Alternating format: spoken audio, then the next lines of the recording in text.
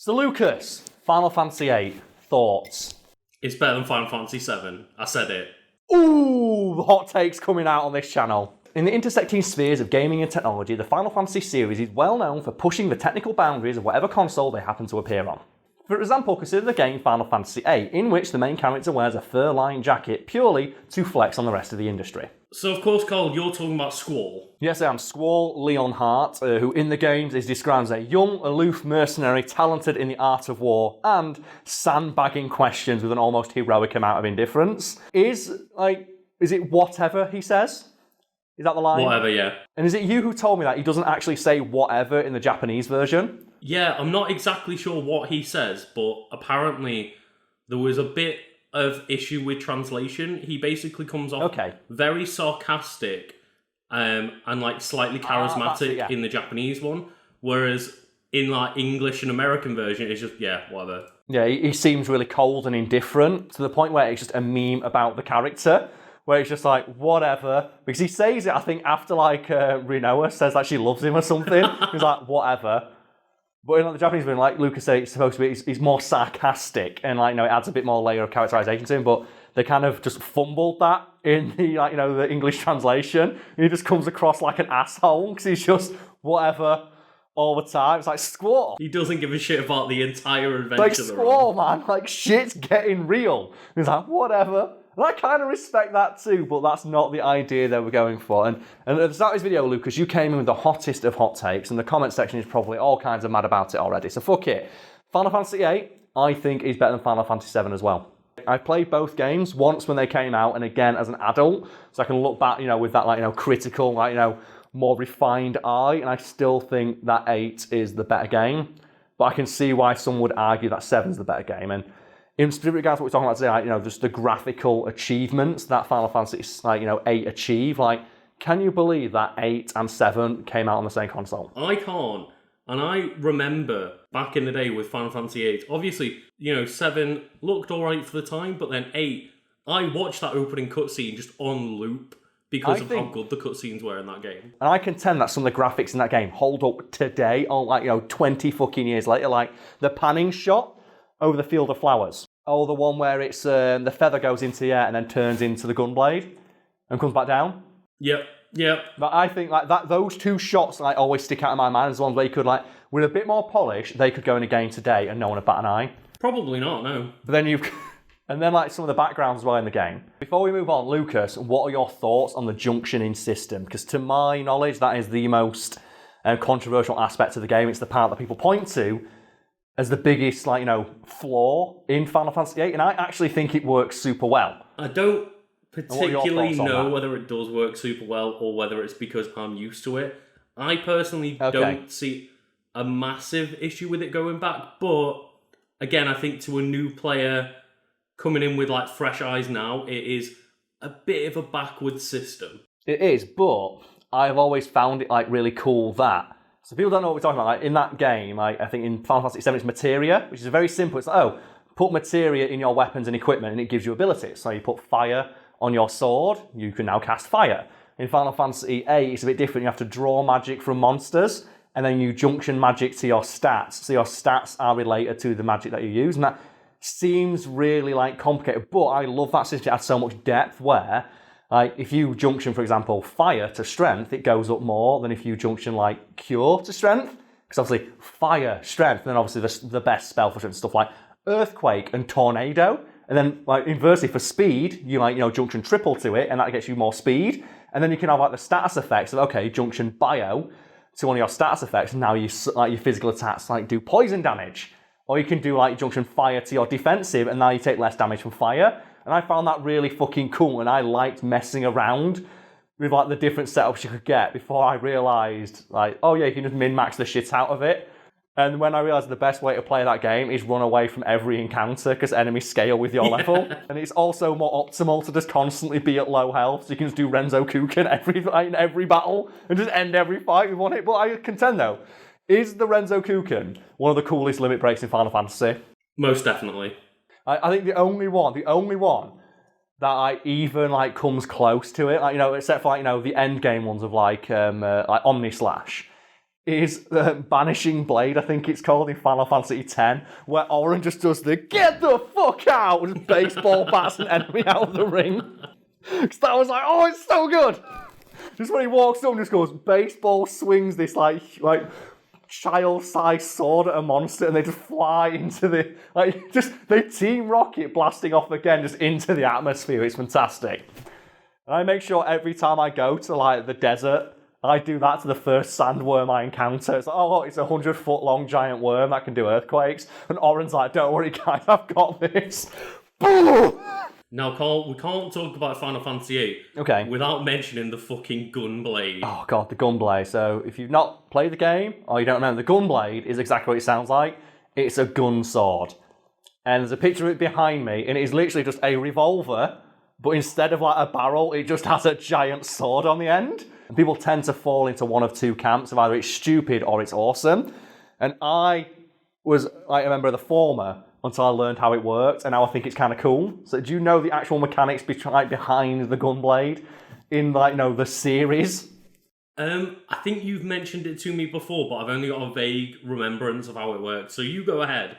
Okay, well the idea is that you pull the trigger, because it's an actual working gun. You pull the trigger when you're halfway through slashing an enemy, and then that causes an explosion which rattles the blade, causing extra damage. Which is so stupid, I kind of love it. And then in the game, it means that every time you slash an enemy, you have to pull, I think it's R1, at the exact right time to pull the trigger. And you do that in game, and then you just get a big explosion along with your slash, and it's so hilariously stupid, I kind of love it. You say that people fall into one of either camp, and yes. I think I fall straight down the middle of, it's fucking stupid, but I love it, it's awesome. And we know the reason that Squall has such a dumb-looking sword, so they had to top the fucking Buster Blade. Yeah. I don't think you can you? Like, there's no way you can top the Buster Blade in terms of just how immediately iconic it is. Like, the silhouette. I think they did a relatively good job, but yeah, that Buster Blade, man. It's just like, it's guts of sword, isn't it? It's just a hunk of raw fucking iron. And have you played, is it Final Fantasy Crisis Core? Where they introduce, the Buster Blade and why it's just so fucking broken and OP. Because they have a bit in that game where you have, I think it's the character Genesis fighting Sephiroth, and Zack Fair, the original wielder of the Buster Blade, stops a full force swing from Sephiroth with it by just standing in front of him and letting him swing at the sword. It's like, oh, that's why the Buster Blade's so fucking good. Because he can just stop anything. He's so fucking... The girth is unstoppable. Yeah. It's also got really good priority in Smash, but that's like a different story for a different day. So before we move on, Lucas, favourite Final Fantasy weapon? Okay, now I'm going to be controversial, and although I do love the Buster Blade and the Gunblade, I've got to give props to people like Zell and Tifa that just punch their way through that fucking fight. That's the correct fucking answer, because that goes all the way back to, I think, is it in Final Fantasy V with Sabin, who suplexes a train. Oh, yeah. I forgot. Who suplexes a train. That is also a ghost. And they know how dumb that is, because every subsequent game where you have the punch fighter, like you have your Tifa, you have your Zell, they always give them the most ridiculously over-the-top moves. In Final Fantasy VIII, the topic of today's video, the punch character in that, Zell, who Lucas just mentioned, has potentially one of the most hilariously dumb-looking limit breaks ever, which is where he runs all the way around the world and punches you. And he's just an 18-year-old student. He's just a kid in a school for albeit for mercenaries. And it's like, oh yeah, Zell, what are you going to do to this enemy? I'm going to run all the way around the world and punch shit. How do you defeat this man? And my love of punch characters comes directly from Tifa. In the previous game in the series, just because of that one move she has, when she uppercuts you and it summons a dolphin. Which is so good. And I want to give big fucking props right now to Death Battle. Oh, yeah. And Luke, do you know why I'm giving him props? Not specifically, but I do love Death Battle. It's the fight they have between Yang from Ruby and Tifa from Street Fighter, and in that fight, they have the moment, I think it's one of the hypest things I've ever seen in a YouTube video, where Tifa does her limit break. So Tifa does her limit break. It's the first time we've seen it rendered in 3D, but obviously before Final Fantasy fucking Remake came out. And she does the full thing, and they play the stock dolphin animation noise as she does the uppercut. And it's very clearly like an Unreal asset of just a dolphin because it doesn't move whatsoever and it's so shiny. And just she does this entire cool limit break and then nowhere dolphin. And it gets me every fucking time. Just put more punch girls in video games. Like that is the best archetype of just girl who punches things really fucking hard. And obviously Zell is like, you know, an honorary member of that crew. I have seen a lot of people now that FF7 Remake is out just like, give us a fucking Tifa game. This is awesome. Because, oh man, I've downloaded it this morning, so I'm going to be playing it after we finish recording today. But to bring it back to Final Fantasy VIII and Squall specifically, like, as dumb as his weapon is, it's kind of overshadowed by just the pimp-ass leather bomber jacket that he wears. Would you agree? It's so Because cool. it's so and it's become like more iconic to his character than the fucking weapon that he wields, which is rare for a Final Fantasy game, isn't it? Where it's usually...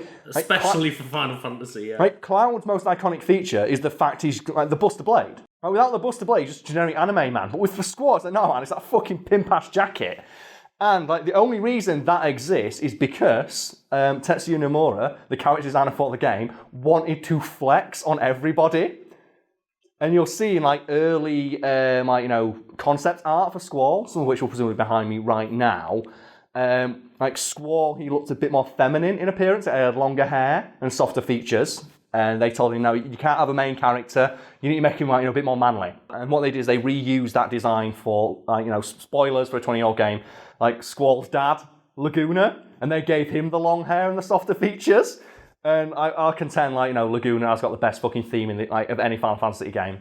Like, the man with the machine gun. But one of the other things Nomura got told about, the early concept art he did of Squall was, I don't know about that jacket. Because we're not sure if, the PlayStation will be able to render, realistic looking fur. Yeah, the PS1. Yeah, the PS1, we don't know if it can render a realistic, looking fur collar. So do you know what Nomura's response to that was? What? He made the fur collar bigger.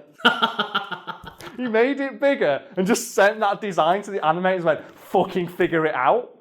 Purely just to see if they could do it. And, according to, industry legend, they did. And when they did it, he kept saying, make it bigger, make it bigger. Until we just got, the ridiculous giant, ruff that he has on the thing now. And I like that element of Squall's design because not only is it boss as fuck, it's reminiscent of a lion's mane. And obviously he's called Squall, Lionheart. And his favourite creature is Griever, which is, just a weird lion monster. And I'll still not forget when I was playing Final Fantasy VIII with one of my ex-girlfriends, and the time got to name Griever, and she named it Lionel, and I was like, fucking on the money right there. Just named it Lionel. And in every subsequent game that Squall's appeared in, they always make that ruff bigger and bigger. Now I'd like to think they're just continuing that in the vein of flexing on the rest of the industry that told them, you can't render a realistic looking fur collar. I'm like, no, fuck you. We can, and we're going to do it. They did it, and it's so pimp that it overshadows the fact that the character is wielding a gun with a sword strapped to it. So Lucas, Final Fantasy VIII, you said you think it's better than 7. Do you want to clarify that before the internet mobs come and get you? I mean, I think they've already come. They've already been here. They've got you. You're already dead. There's no more video starring Lucas from this point on. Yeah, I think just to me, the characters and the world are so much more intriguing in Final Fantasy VIII. They are, yes. Also, it's just it's in every single way, it's a step up from just the graphics to the music. And the music is the bit of Final Fantasy VIII that gives me the most nostalgia. And I will, on occasion, when I have my gym playlist or whatever, just Force Your Way will come on. I'm like, oh, this song's so good, so good. And Man with the Machine Gun and stuff like that. And then I still to this day flip between is Final Fantasy VIII or Final Fantasy X my favourite. And so I replay Final Fantasy X every single year, but I just have more nostalgia for Final Fantasy VIII because I remember that back in the day, my cousin lent me the game, but he only lent me the first disc. Oh no! Because I didn't know games had more than one disc, so I played that first disc to completion 10, 15 times because I just thought that was the end of the game. I thought the end of the game is just Squall getting hit by that ice through the chest and dying. And I thought that's how the game ended. It says insert disc 2, and I'm like, there is no disc 2. Maybe they mean Final Fantasy VIII 2. So then I'd replay the game again. So like my version of that game was like Squall dies at the end of it every single time. And have you got any stories like that of like back in the day before you just knew? Or like making mistakes similar to that? I don't really think so from memory, but I do remember like Final Fantasy VIII, to clarify, maybe the reason why I prefer it over 7 as well is because it was my first one. Ah, okay. You always remember your first, don't you? That's what they say. Yeah, you do. I'm presuming they talk about Final Fantasy games when they say that. And I just remember one day, like, I didn't know what this game was, but my dad just came up to me and went, here's a new game for the PlayStation. Why has it got 4 discs? Like, what is this?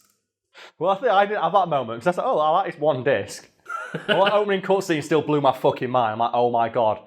Like, I think that was the first time, and I've had it happen like only sparingly since then, of games will never look better than this. And the next time it happened to me was like a solid 10 years later when I was playing Fight Night Round 3 for the Xbox 360. And our mutual friend likes telling me story because it makes me look like an idiot, where he started the game and my boxer was just getting punched in the face for about 5 minutes straight as I was waiting for the cutscene to end. Because I didn't think, I thought, oh, well, this is the cutscene because there's no way the actual game looks this good. Yeah. And just watch my boxer get the shit kicked out of him. Like, when do I actually start playing? Like, the game's going now. Like, oh my god, I'm playing a cutscene. And then the next time it happened was Red Dead 2.